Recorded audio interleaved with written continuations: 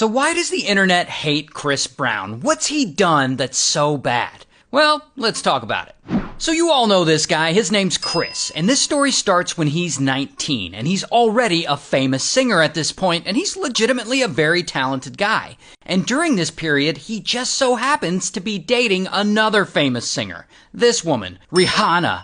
So one night in 2009, Chris and Rihanna are driving around town. When Rihanna, I guess she's looking at his phone and she sees something suspicious. A text from a girl that he used to smash with. And this pisses her off, and she accuses him of cheating, and she's screaming, "You're such a liar! I hate you!" And she tries to kick him as he's driving. And of course, this pisses Chris off. And so then, boom, he starts punching her in the face with his right hand while he drives with his left. And bam, she spits on him because she's got blood in her mouth. And he's like, "Oh, I'm gonna beat the shit out of you when we get home." And so Rihanna gets scared, and she tries to call her assistant. But her assistant doesn't answer. And so Rihanna fakes a conversation and is like, "Make sure the cops are there when I get home." I guess she's trying to scare Chris. But Chris doesn't get scared. In fact, he threatens to unalive her. And so he pulls the car over and he starts choking her, and she immediately screams out the window, "Help! He's trying to unalive me!" And the neighbors hear and they call police.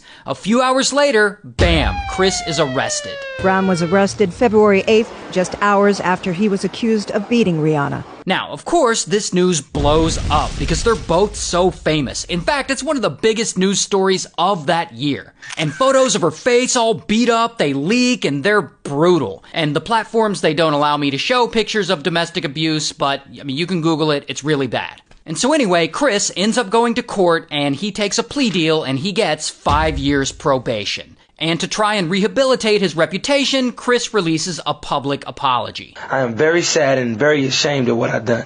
I have told Rihanna countless times, and I'm telling you today that I'm truly, truly sorry, and that I wasn't able to handle the situation both differently and better." And so yeah, it seems like he learned his lesson and that he'll never do anything like this ever again.